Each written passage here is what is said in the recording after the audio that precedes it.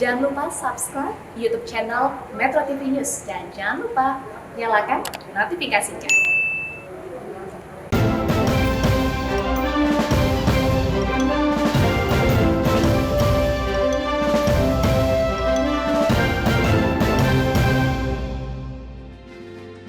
Halo, selamat malam pemirsa. Anda menyaksikan Presiden Corner. Kita akan melihat bagaimana Presiden Joko Widodo menjalankan roda pemerintahan, mengatasi berbagai persoalan dan menjalani agenda kepresidenan selama sepekan. Bersama saya, Zilvia Iskandar, inilah Presiden Corner selengkapnya.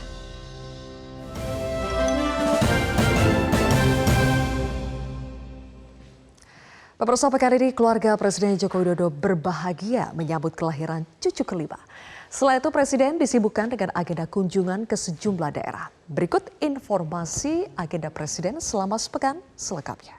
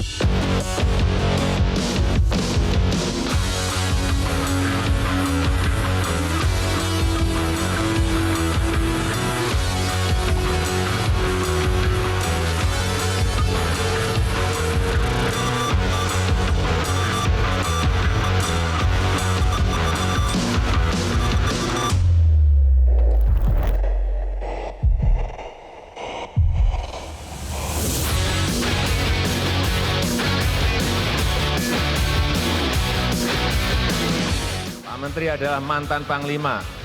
Kalau masih ada mafia yang main-main, silahkan detik itu juga gebuk.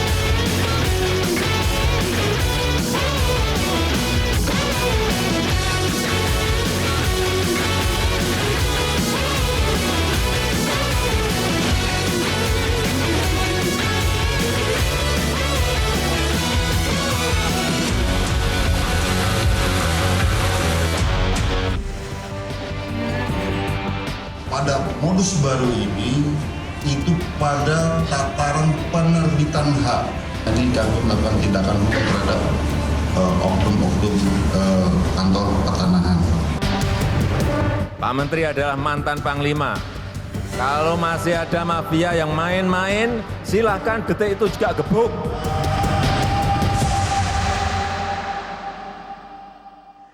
Gebuk saja bila ada mafia. Itulah perintah tegas Presiden Jokowi kepada Menteri Hadi.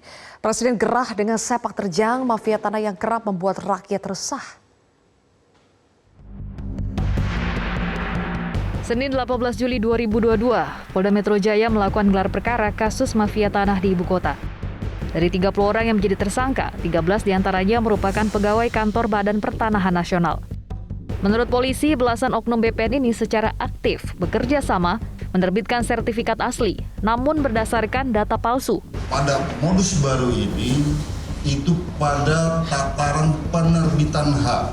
Sehingga memang apabila kita melihat pemberitaan selama ini kami melakukan tindakan hukum terhadap oknum-oknum kantor pertanahan. Sepak terjang mafia tanah terus membuat rakyat resah. Tak hanya rakyat kecil, aset publik figur pun kerap dijarah. Sebut saja keluarga artis Nirina Zubir yang dirugikan 17 miliar rupiah akibat ulah mafia tanah. Ada pula mantan Wakil Menteri Luar Negeri Dino Patijalal yang 3 rumah milik keluarganya diincar sindikat penipuan sertifikat. Saat menyerahkan sertifikat tanah di Jawa Timur, pekan ini, Presiden Jokowi memberi perintah tegas dan keras bagi menteri. Bila menemukan mafia, gebuk saja. Hadi Cahyanto mantan Panglima TNI. Saya sudah pesan, tadi, Pak Menteri, jangan sampai ada lagi yang main-main urusan sertifikat. Apalagi yang namanya mafia tanah. Tidak ada, harus nggak ada di bumi Indonesia ini.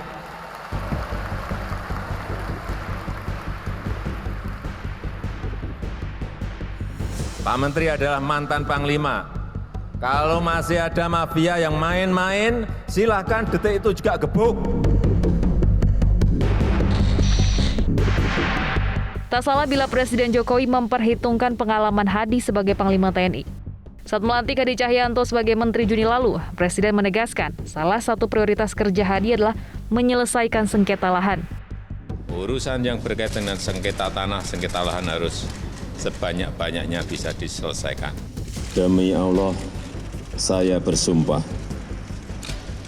akan memenuhi kewajiban Presiden Republik Indonesia.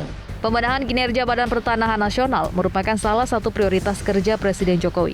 Sejak periode pertama pemerintahannya, Presiden Jokowi selalu menggenjot penerbitan sertifikat tanah. 80 juta setahun hanya bisa dibuat 500.000. Artinya 160 tahun kita harus menunggu. Inilah yang kita reformasi.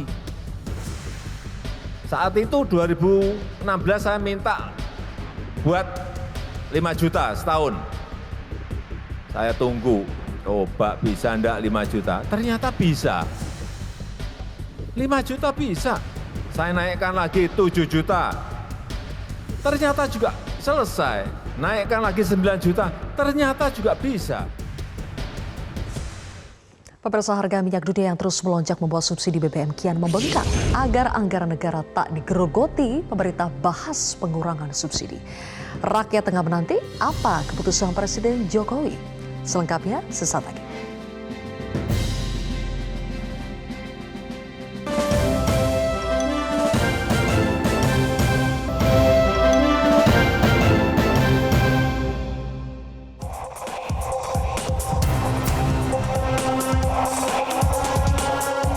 Semuanya saya ngitung betul sebelum diputuskan. 502 triliun itu bisa membangun rumah sakit sebanyak 3.333. Gede sekali. Tapi apakah angka 502 triliun ini masih terus kuat bisa kita pertahankan?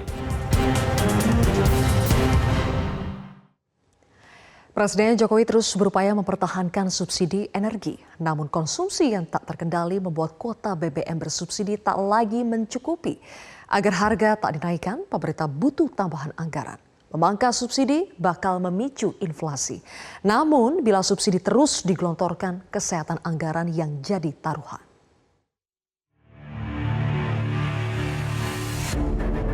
Kuota BBM bersubsidi tahun ini diperkirakan habis 2 bulan lagi. Kuota Pertalite hanya tersisa sekitar 6 juta kiloliter. Begitu pula dengan kuota solar yang tersisa sekitar 5 juta kiloliter. Harga minyak dunia yang terus melonjak membuat subsidi BBM terus membengkak. Agar anggaran negara tak digerogoti, pemerintah membahas pengurangan subsidi.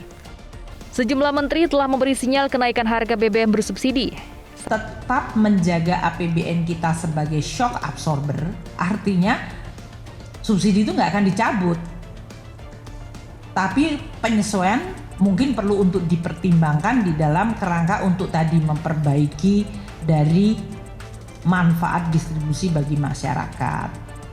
Yang kedua, APBN kita juga tetap harus dijaga supaya kita tetap bisa ngadepin 2023, 2024 yang nanti ketidakpastian juga masih akan tinggi.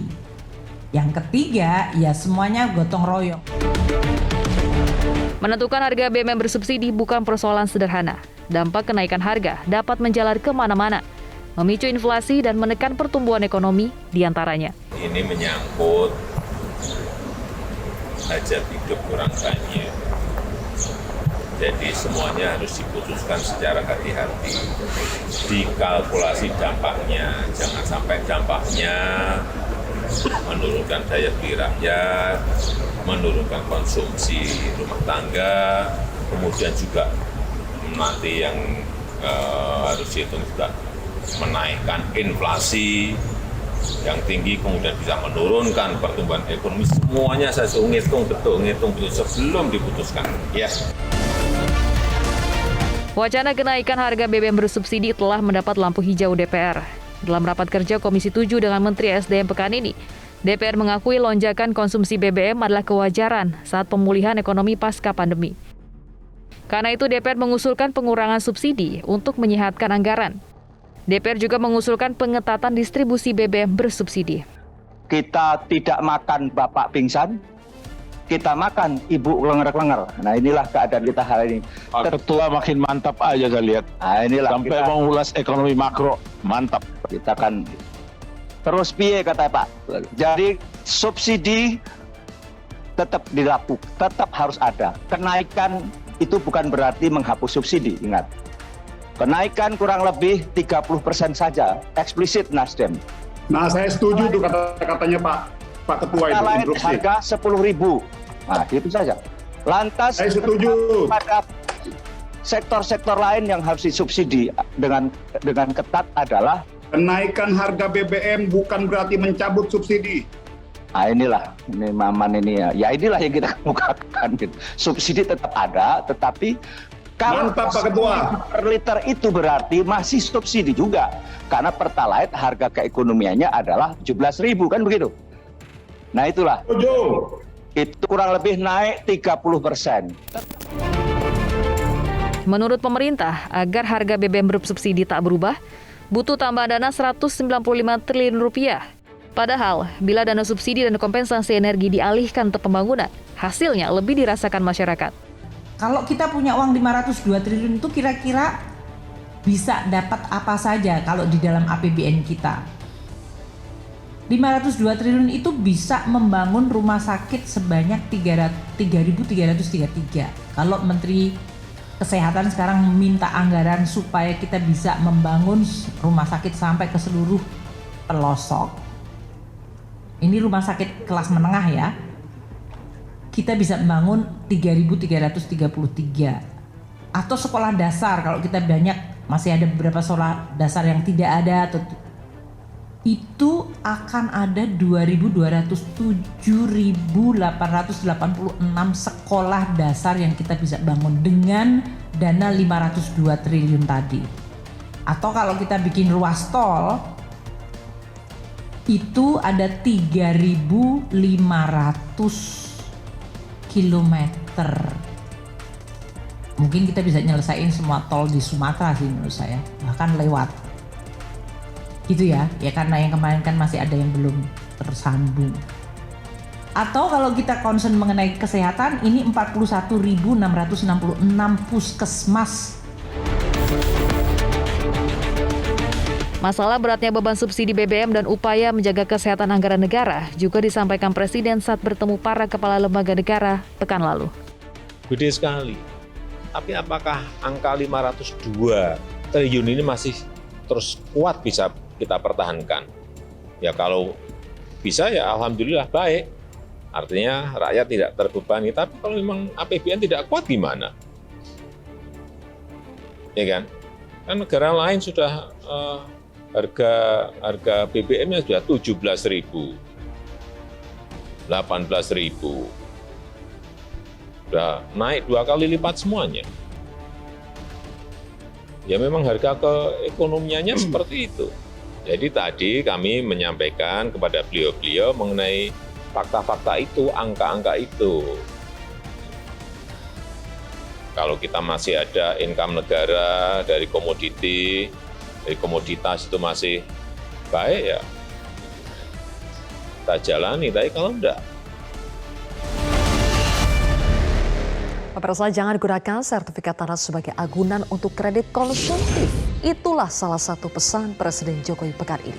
Apa saja pernyataan penting dan menarik lainnya dari Presiden? Kita ikuti informasinya sesaat lagi.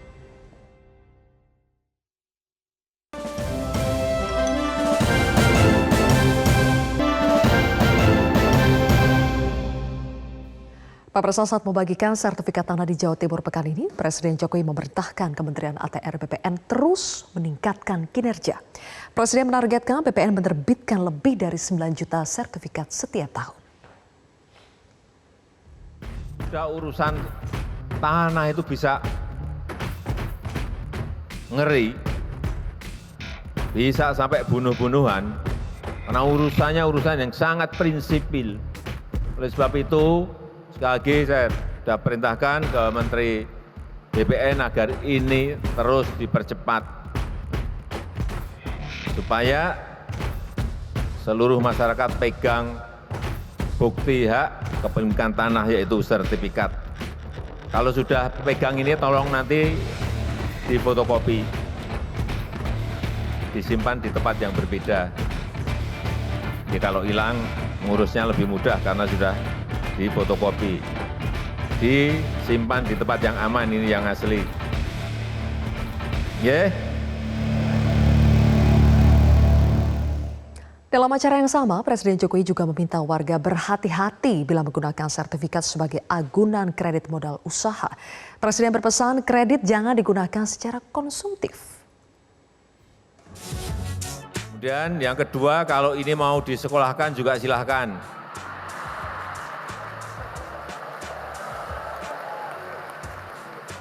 Tapi kalau mau disekolahkan tolong dihitung. Kalau mau dipakai untuk agunan ke bank, untuk pinjaman ke bank, tolong dihitung, saya titip, dihitung. Jangan sampai nanti, wah sertifikatnya tanahnya luas, pinjem dapat 500 juta, misalnya, seneng, hati-hati, itu uang pinjaman. Dapat 500 juta kayak uangnya sendiri, itu uang pinjaman dan harus mengembalikan.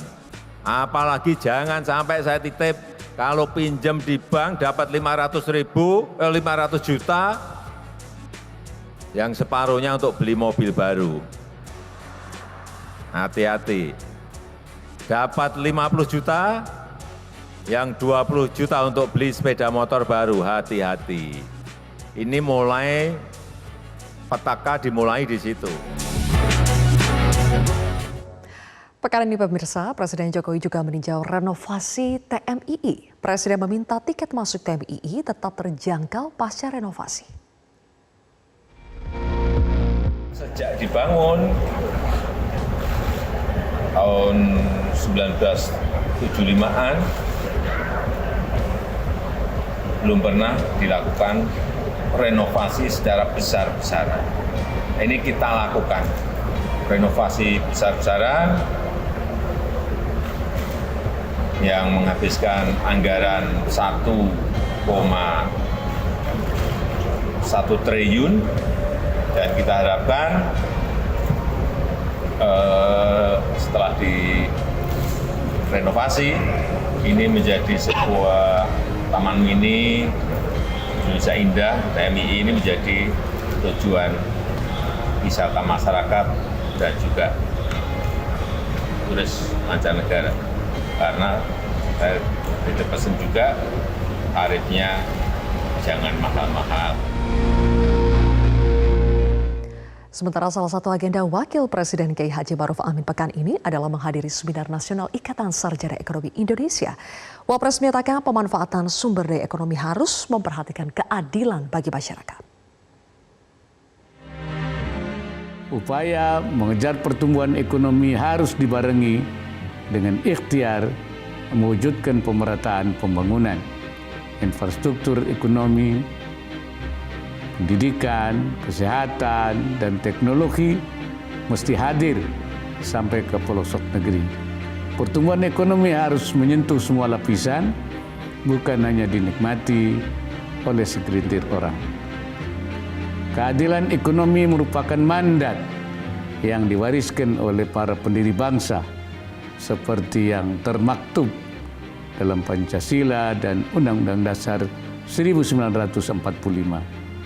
Kemajuan ekonomi yang begitu pesat dicapai Indonesia tidak boleh memunculkan ketimpangan dan kepinjangan ekonomi. Ya, pemirsa, informasi tadi sekaligus menutup perjumpaan kita di President's Corner kali ini. Saya Zilvia Iskandar, mewakili rekan-rekan bertugas mengucapkan terima kasih atas kebersamaan Anda. Tetaplah bersama kami di Metro TV.